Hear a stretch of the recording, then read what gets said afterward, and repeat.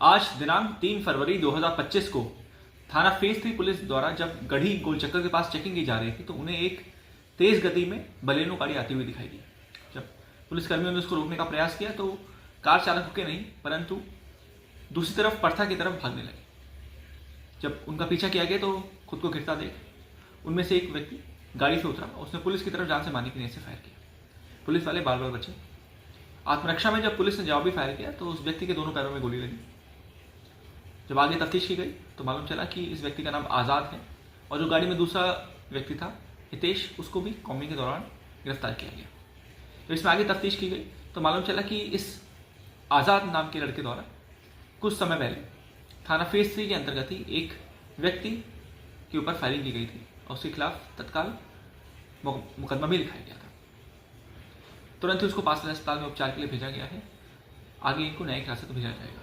अन्य विधिक कार्य प्रचलित है।